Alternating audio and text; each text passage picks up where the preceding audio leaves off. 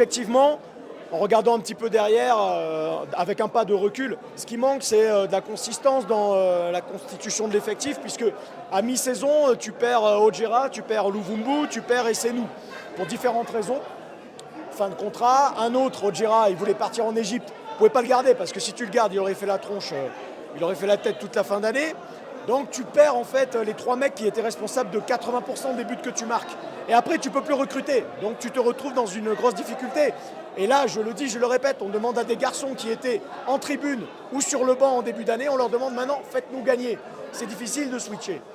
Switcher, c'est-à-dire de passer d'un statut de rotation à un statut de titulaire indiscutable qui doit devenir le héros. Voilà, maintenant, cette élimination, elle ne se joue à pas grand-chose. En vérité, on le perd au match aller. Au match retour, tu peux perdre 1-0 à l'extérieur.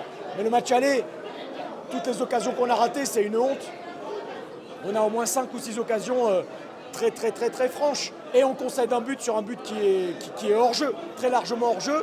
Alors, je ne sais pas la vie journalistique et médiatique ici, mais il va falloir commenter le but du match aller parce que c'est une honte, c'est une grosse erreur d'arbitrage. Je ne sais pas ce que la FIFA va en penser quand on va leur montrer des images, mais on ne peut pas organiser des compétitions et valider un but comme ça. Donc l'arbitre assistant du match aller, c'est lui qui nous fout dedans. Parce qu'un but à l'extérieur, c'est tellement important qu'on ne peut pas se tromper sur un enjeu de 5 mètres comme ça. Oh, que ce soit moi ou un autre, le truc c'est... Quand on constitue un effectif, il faut tout faire pour qu'on puisse le garder jusqu'à la fin. Mais maintenant, ce n'est pas la faute du président ou du comité directeur. Ils n'ont pas dit à Esserou barre-toi, ils n'ont pas dit à Ojera barre-toi, et ils n'ont pas dit à Luvumbu barre-toi. C'est des circonstances. Donc, le truc, c'est peut-être de constituer un effectif où on soit moins dépendant de joueurs comme ça. Moi, objectivement, mais je l'ai dit aussi aux joueurs, trop se sont réfugiés derrière Luvumbu. Sauve-nous sur un coup franc ou sauve-nous sur un penalty. Et c'est pas bon pour la constitution d'un effectif. Maintenant, si vous regardez ce que fait le PSG, ce que fait Luis Enrique au PSG par exemple, avant c'était tout pour Mbappé, maintenant il le fait tourner. Du coup, tu as plein d'armes et chacun pense qu'il a sa chance. Donc il faudrait constituer l'effectif en ne se reposant pas sur 1 ou 2 joueurs trop essentiels. Parce qu'il peut partir, il peut être blessé 4 ou 5 mois, et alors comment tu fais? Donc il faudra juste constituer l'effectif de meilleure façon. Voilà. Non, ça, c'est pas du schéma tactique. Le schéma tactique, c'est le même depuis 3 matchs. C'est pas du schéma tactique. Ça, c'est du management par rapport aux blessures. Hakim et Isaac, ils n'avaient pas plus de 15 ou 20 minutes dans les jambes. Donc, j'allais pas les mettre titulaires si c'est pour les faire sortir au bout de 15-20 minutes. Il faut manager le nombre de changements que tu peux faire et le nombre de temps que tu peux faire. Tu as bien vu le dernier match il y a 3 jours. On perd Manu au bout de, je crois, 15 minutes. Après, c'est très difficile parce que ça nous fait plus que 2 possibilités de changement. Donc, moi, je suis parti avec des mecs qui étaient à 100% disponibles.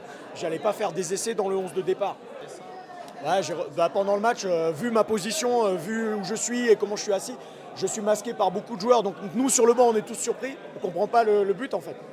Et là, je viens de le revoir filmé avec ralenti.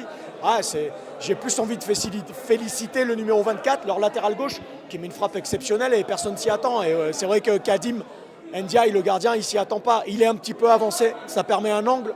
Mais bon, le but, c'est un très beau but, quoi. Moi, je suis au contrat jusqu'à la fin de saison, donc je vais continuer jusqu'à la fin de la saison. On va tout faire pour décrocher la 2e place. C'est bien parti. Voilà, donc ça ne sera pas la qualification pour la CAF, mais on sera vice-champion. On va tout faire pour ça. Et rester consultant, que je sois là ou pas l'année prochaine, vu l'affection que j'ai pour les gens du comité directeur, je leur donnerai mes suggestions sur comment constituer l'effectif et comment faire la saison prochaine, que je sois là ou pas.